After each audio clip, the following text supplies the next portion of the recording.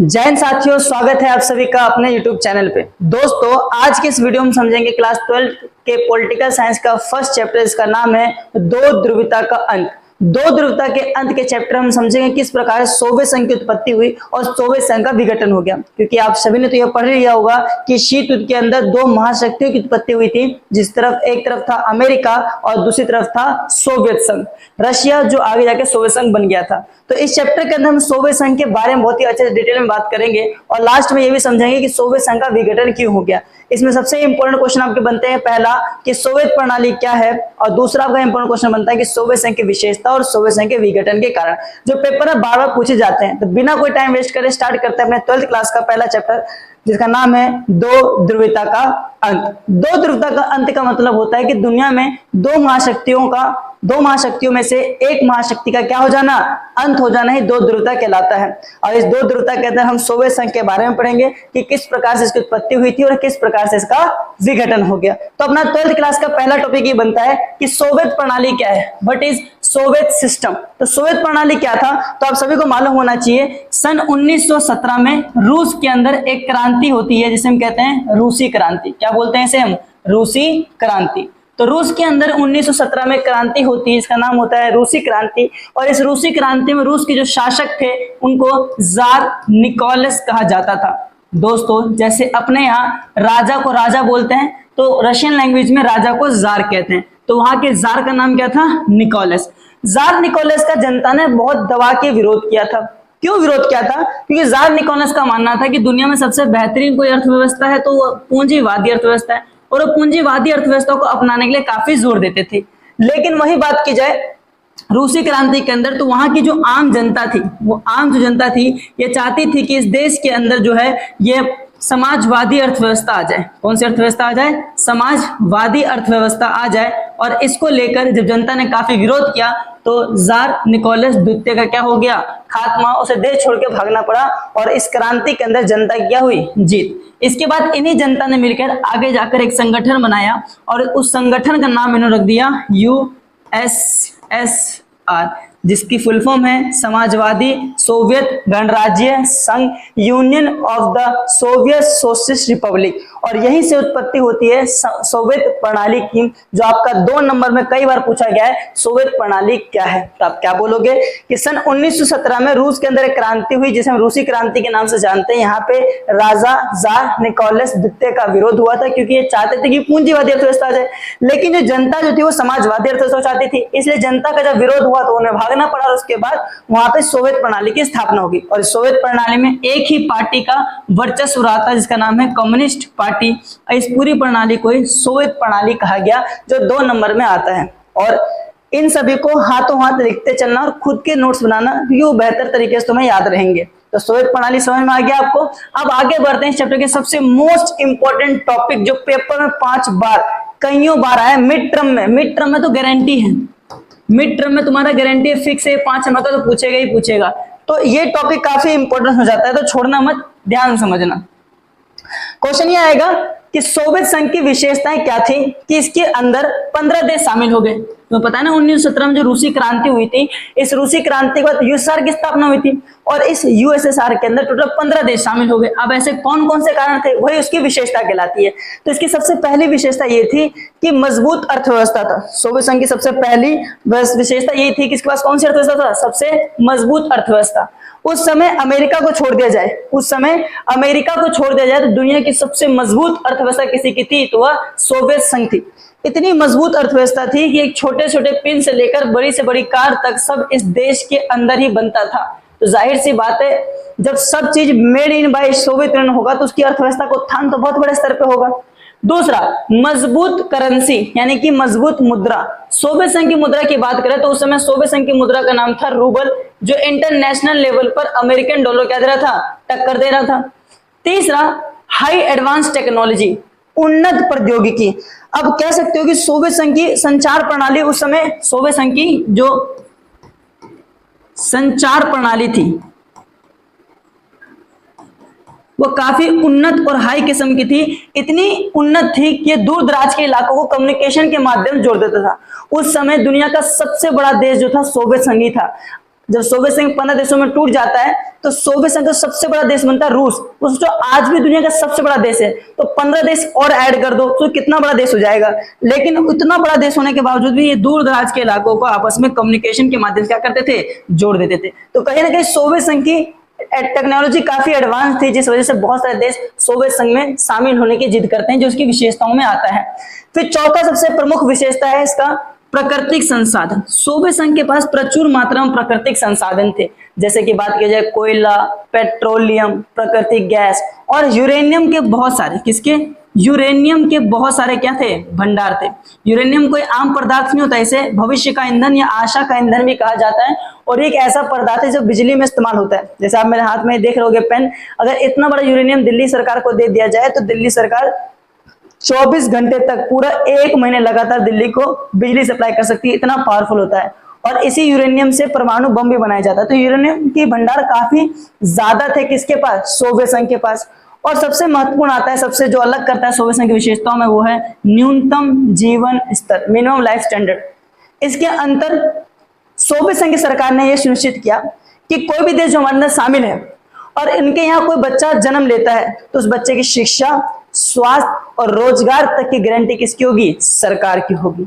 जैसे ये बात होती है तो काफी देश इसकी तारीफ करते हैं और कहते हैं ये बहुत ही अच्छी नीति है, जिसके बाद बहुत सारे देश इन सबको देखते हुए सोवियत यूनियन की ओर शामिल होते चले गए। और एंड द एंड लास्ट में लोग कितने देश बन गए, 15 देश सोवियत संघ में शामिल हो गए थे। और यही 15 देश वार्सा पैक्ट में अमेरिका काउंटर करने के लिए, वार्सा पैक्ट के अंतर्गत अमेरिका को काउंटर करने के लिए ग्रुप बना लेते हैं शीत युद्ध के दौरान। यही 15 देश शामिल होते हैं। आगे मैं आपको याद भी करा दूंगा कि 15 देश कौन कौन से थे। अब आगे बढ़ते हैं इसके इस चैप्टर के दूसरे मोस्ट इंपोर्टेंट क्वेश्चन की ओर कि मिखाइल गोर्बाचेव और सोवियत संघ के विघटन के क्या कारण थे। मिखाइल गोर्बाचेव का नाम तो आपने कई बार सुना होगा, पेपर में 3 नंबर में कई बार इनके बारे में स्पेशली पूछा जाता है कि मिखाइल गोर्बाचेव क्या थे और इनकी कौन कौन सी नीति थी जिन्होंने ये चलाया था। तो पहले मिखाइल गोर्बाचेव के बारे में जान लेते हैं। तो मिखाइल गोर्बाचेव जो थे ये 1980 के मध्य दशक में आए थे। मध्य दशक का मतलब डायरेक्ट बोले तो 1985 में यह कम्युनिस्ट पार्टी के, 1985 में कौन से पार्टी के, यह कम्युनिस्ट पार्टी के क्या बन जाते हैं, महासचिव बन जाते हैं। यानी सबसे बड़े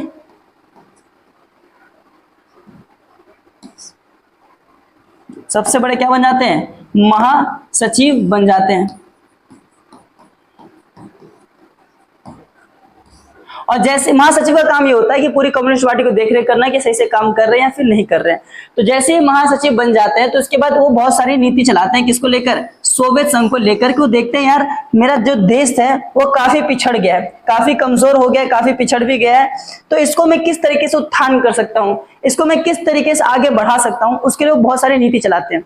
जैसे सबसे पहले ये नीति, बहुत सारी नीतियां चलाते हैं। तो नीतियों का हेड रखना, वो बहुत सारी क्या चलाते हैं, नीतियां यानी कि पॉलिसीज चलाते हैं। और उन्हीं सब पॉलिसीज को हमें पेपर में लिखना भी होता है कि मिखाइल गोर्बाचेव ने क्या क्या गलतियां की। तो सबसे पहली नीति चलाते हैं पेरेस्ट्रोइका और ग्लासनोस्ट, पेरेस्ट्रोइका। और दूसरी नीति चलाते हैं ग्लासनोस्ट। देखो पेरेस्ट्रोइका का मतलब होता है पुनः निर्माण करना, ये चीजों को दोबारा से बनाना। जैसे सड़कें टूट गई, हॉस्पिटल बनाना है, हाईवे बनाने हैं, स्कूल बनाना है, रेलवे बनाना है, तो इन सब चीजों को दोबारा से बनाना। और ग्लासनोस्ट का मतलब होता है कि जितना हो सके खुले बाजार में उतरना, दुनिया के साथ व्यापार करना, दुनिया के साथ ट्रेड करना। इससे पहले आपने देखा कि सोवियत प्रणाली, जब हम बात कर रहे थे कि सोवियत प्रणाली क्या थी, तो इसके अंदर रूसी क्रांति हुई और सोवियत संघ का स्थापना हुआ।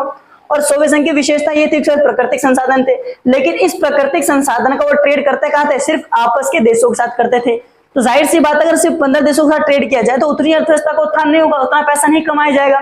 तो इस समय जब मिखाइल गोर्बाचेव आते हैं तो एक पॉलिसी चलाते हैं कि क्यों ना हम खुले बाजार की नीति अपनाएं, जिसके तहत दुनिया के सभी देशों के साथ हम आपस में मिलकर क्या करेंगे, व्यापार करेंगे। अब जैसे ये बात चलती है व्यापार करेंगे तो बाकी लोग तो खुश होते हैं, लेकिन ये नीति दोनों जो होती है पेरेस्ट्रोइका, ग्लासनोस्ट, असफल हो जाती है। क्यों? कि उस समय तक जो अमेरिकन करेंसी है डॉलर, बताओ अमेरिका की करेंसी क्या नाम है, डॉलर। तो उस समय तक जो अमेरिकन करेंसी जो डॉलर थी वो अंतरराष्ट्रीय स्तर पर बहुत देश इस्तेमाल कर चुके थे और विदेशी भंडार के मुद्रा में रखते थे। अब जो सोवियत संघ की करेंसी थी, उनका नाम था रूबल। जो सोवियत संघ की करेंसी थी उसका नाम क्या था? रूबल। अब रूबल तो दुनिया में उतना अवेलेबल था ही नहीं, तो लोग इस्तेमाल भी किसको करते? डॉलर को ही करते, जिसकी वजह से ये जो व्यापार वाली नीति वो भी असफल हो गई और पुनर्निर्माण के लिए पैसा नहीं रहा, वो भी क्या हो गया? असफल हो गया। आगे चलकर मिखाइल गोर्बाचेव सोचते हैं कि यार मेरे देश के बारे में सिर्फ एक ही पार्टी है सोवियत संघ में, उस पार्टी का नाम क्या है? Communist party. अब ये सही तरीके से काम ही नहीं करते, तो उन्होंने सोचा क्यों ना मल्टी पार्टी सिस्टम अपनाया जाए, बहुदलीय प्रणाली अपनाया जाए। अब जब बहुदलीय प्रणाली अपनाया जाएगा तो जाहिर सी बात है बहुत सारी पार्टीज आएंगी और चुनाव में भाग लेंगे और चुनाव लड़ेंगी। तो ये जो अगली नीति अपनाते हैं उनका नाम होता है लोकतांत्रिकरण की नीति।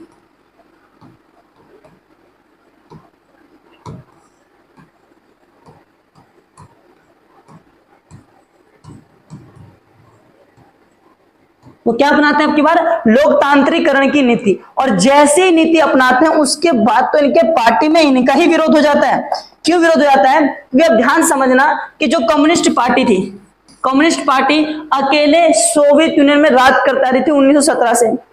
अब 1917 से राज करते आ रही है और 1985 में कोई आके बोले कि हम लोकतांत्रिकरण की नीति अपनाएंगे, तो इसके बाद होगा क्या कि कम्युनिस्ट पार्टी के बहुत सारे विकल्प आ जाएंगे। यानी कि मान लो कि कोई सी बहुत सारी पार्टीज आ जाएंगी और ये सारी पार्टी क्या करेंगी? इलेक्शन में चुनाव लड़ेंगी, सभी घोषणा करेंगी कि हम आएंगे तो इसमें सुधार करेंगे, इसमें विकास करेंगे, ये काम करेंगे, वो काम करेंगे। तो जाहिर सी बात है लोग कम्युनिस्ट पार्टी को वोट क्यों देंगे? कम्युनिस्ट पार्टी तो हार जाएगी। तो इन्हीं सबको देखते हुए कम्युनिस्ट पार्टी जब ये पॉलिसी देखती है तो कम्युनिस्ट पार्टी के जो नेता होते हैं, जो इसके अंदर काम कर रहे होते हैं, वही इस नीति का विरोध करते हैं। क्योंकि इनका कहना होता है कि 72 वर्ष से, पिछले 72 साल से जो एक ही पार्टी काम कर रही है, जो कम्युनिस्ट पार्टी काम कर रही है वही काम करेगी, हम इसके एकाधिकार को समाप्त होने नहीं देंगे। और बड़ी जोर तरीके से इस नीति का विरोध किया जाता है। और सबसे बड़ी बात आती है, बीच में एंट्री होती है बोरिस येल्त्सिन की। किसकी एंट्री होती है? बोरिस येल्त्सिन की। और ये बंदा बड़ा ही कमाल का है बोरिस येल्त्सिन। जैसे इस बीच में देखते हैं कि यार मिखाइल गोर्बाचेव जो पॉलिसी चला रहा है वो असफल हो जा रही है, जो नीति चला रहा है वो जनता भी विरोध कर रहे हैं, इसका पार्टी के नेता विरोध कर रहे हैं। तो इस बीच में ना गणराज्यों में असंतोष की भावना बहुत पूर्ण जाती है, वो अलग होने की डिमांड कर लेते हैं। अब जैसे अलग होने की डिमांड करते हैं तो देखते हैं यार ऐसे तो हमारा नुकसान हो जाएगा। तो बोरिस येल्त्सिन ने मिखाइल गोर्बाचेव को देखते हुए, मौका का फायदा उठाते हुए क्या कर दिया? तख्ता पलट करवा दिया। और जैसे तख्ता पलट कराते हैं तो बोरिस येल्त्सिन के अंतर्गत सोवियत संघ के उस समय 3 बड़े विघटन वाले टुकड़े बनते हैं, जिसमें एक होता है यूक्रेन, एक होता है बेलारूस और एक होता है रूस। तो इस तरीके से मिखाइल गोर्बाचेव अपनी नीति को चलाते तो हैं, पर वो नीतियां असफल हो जाती, सही तरीके से काम नहीं करती हैं। स्क्रीनशॉट साथ ही साथ लेते चलना, नोट्स बनाते चलना। अब आते हैं सबसे इंपॉर्टेंट मुद्दे पे कि पेपर में और अलग से पूछ लिया, स्पेशली पूछ लिया मिखाइल गोर्बाचेव के अलावा कि सोवियत संघ के विघटन के और प्रमुख कौन कौन से कारण थे, तो उसके बारे में पूछ लिया। तो आप ध्यान समझना क्योंकि ये सबसे आपका इंपॉर्टेंट टॉपिक होने वाला है। दूसरा, पहला तो बता ही दिया था, तो सोवियत संघ के विघटन के बहुत सारे कारण थे, लेकिन ये जो मैं लिखे हैं 5 से 6 कारण, ये बहुत ज्यादा प्रमुख है आपके जो पेपर में आप लिख सकते हो। मेन हेडिंग इसी तरीके से बनाना, ठीक है। तो पहला समझते हैं, सोवियत संघ के विघटन का सबसे प्रमुख कारणों में से एक था एक ही पार्टी का दबदबा। देखो सोवियत संघ की स्थापना, सोवियत संघ बहुत बड़ा देश है, उसके अंदर 15 देश शामिल है, ठीक है, बहुत बड़ा संगठन है, इसमें 15 देश शामिल है और उसमें केवल एक ही पार्टी, इसका नाम है कम्युनिस्ट पार्टी। इसका दबदबा इतना ज्यादा था कि जनता के प्रति जवाबदेही नहीं था। किसके प्रति जवाबदेही नहीं था? जनता के प्रति जवाबदेही नहीं था। यानी आप पॉलिसी पास कर देते थे, जनता क्वेश्चन पूछ रहती थी, उसको ये आंसर रिप्लाई नहीं करते थे। दूसरा, एक ही देश का दबदबा। हम सभी को मालूम है सोवियत संघ एक बहुत बड़ा संगठन था जिसके अंदर 15 देश शामिल थे। अब इस 15 देशों में अकेला एक देश था रूस, उसका दबदबा क्या था? काफी ज्यादा था। अब रूस का दबदबा ज्यादा था जिसकी वजह से ये सही तरीके से बाकी देश काम नहीं कर पाते थे और रूस हर बार ना बाकी के पॉलिसीज में इंटरफेयर करता था। तीसरा था जनता पे अधिकारों का अभाव। जनता के, जैसे हमारे देश में क्या है, जनता का मौलिक अधिकार है, हमारे सरकार के खिलाफ कुछ बोलना है तो आप बोल सकते हो, उसमें कोई बड़ी बात नहीं है। लेकिन सोवियत संघ की जनता के पास किसी भी प्रकार के मौलिक अधिकार नहीं थे। अब जब किसी भी प्रकार के मौलिक अधिकार नहीं थे तो जनता जो थी सरकार का विरोध नहीं कर पाती थी। जनता जो थी वो किसका विरोध नहीं कर पाती थी? सरकार का विरोध नहीं कर पाती थी। और अगर सरकार का विरोध करना भी होता था उन्हें तो चुटकुलों और पोस्टर के माध्यम से रोड पे ऐसे खड़े जाते थे और विरोध करते थे। तो बताओ इसका कोई असर होगा बड़े स्तर पे? नहीं होगा। तीसरा प्रमुख कारण था हथियारों पर अत्यधिक खर्च। दोस्तों मैंने स्टार्टिंग में आपको बताया था कि सोवियत प्रणाली के अंदर, सोवियत संघ की विशेषताओं के अंदर, कि उसका सबसे प्लस पॉइंट क्या था, न्यूनतम जीवन स्तर, जिसकी वजह से बहुत सारे देश शामिल हुए थे। क्यों? क्योंकि ये कहता है कि हमारे देश में कोई बच्चा जन्म लेता है तो उसकी शिक्षा, स्वास्थ्य, रोजगार तक की गारंटी हमारी है। लेकिन जब हथियारों पर अत्यधिक पैसे खर्च किए जाते हैं तो जिसकी वजह से जो न्यूनतम जीवन स्तर था वो पहले से बहुत बेकार हो जाता है। गणराज्यों में असंतोष की भावना उत्पन्न होती है और धीरे धीरे गणराज्य जो होते हैं वो अलग होने की मांग करने लग जाते हैं। गणराज्य अलग होने की मांग क्यों करते हैं, मैंने बता ही दिया, क्योंकि ज्यादातर पैसे जो थे वो कहाँ खर्च हो रहे थे, हथियार पे, जिसकी वजह से उनकी जो अर्थव्यवस्था थी वो पहले से ज्यादा डाउनफॉल होती चली गई, गिरती ही चली गई। और जब अर्थव्यवस्था में गिरावट होती है तो महंगाई बढ़ जाती है, गरीबी देखने को मिलता है। तो जिसकी वजह से अन्य जो स्टेट्स थे, अन्य जो राज्य थे वो अलग होने की मांग करने लगे। और सबसे बड़ी बात यह, सोवियत संघ के नेताओं को मालूम था यार कि हमारे खिलाफ काफी लोग बोल रहे हैं, लेकिन ये क्या करते हैं, अपनी टेरिटरी को बढ़ाने के लिए, अपने वर्चस्व को दिखाने के लिए, कि सबसे महाशक्तिशाली यही है। एक और सबसे बड़ी गलती करते थे, सोवियत संघ के विघटन का सबसे प्रमुख कारण था, वो है अफगानिस्तान में हस्तक्षेप, इंटरफेयरिंग इन अफगानिस्तान। अफगानिस्तान में क्या करते हैं, ध्यान समझना बहुत इंपॉर्टेंट है। सन 1979 में सोवियत यूनियन, जिसे हम USSR कहते हैं, ये अपने 90,000 सैनिकों के साथ, कितने हजार, 90,000 सैनिकों के साथ घुस जाते हैं। कहां पे, अफगानिस्तान में। और जैसे ही अफगानिस्तान में एंट्री करते हैं तो वहां की जो लोकतांत्रिक सरकार थी, जिसे जनता ने चुना था, उसको ये उखाड़ फेंकते हैं और खुद का सैन्य शासन कायम करते हैं। क्या करते हैं, सैन्य शासन कायम करते हैं और इस पे राज करते हैं। तो यहाँ के लोग आजादी की तो मांग करेंगे और 1979 से लेकर 1989 तक यहाँ 10 सालों तक कब्जा करते हैं। जितना पैसा खर्च होना होता है अफगानिस्तान में पैसे दिए जाते हैं। अफगानिस्तान में सब चीज, सैनिकों के लिए खान पान, पेट्रोल, हथियार, सारे पैसे खर्च किए जाते हैं, जिसकी वजह से इस 10 साल के युद्ध से भले सोवियत संघ अफगानिस्तान में कब्जा तो कर लिया, लेकिन उसकी अर्थव्यवस्था पूरे तरीके से तहस नहस हो गई और सोवियत संघ का क्या हो गया, विघटन हो गया। और फाइनली 25 दिसंबर 1991 में, कब, 25 दिसंबर 1991 में सोवियत संघ के विघटन हो जाती है 15 देशों में। ये 15 देश कौन है, कौन कौन से देश थे, शॉक थेरेपी क्या था, पूर्व साम्यवादी देश और भारत रूस के क्या क्या संबंध थे, ये नेक्स्ट वीडियो के अंदर पढ़ेंगे। तब तक के लिए जय हिंद, मिलते हैं नेक्स्ट वीडियो में।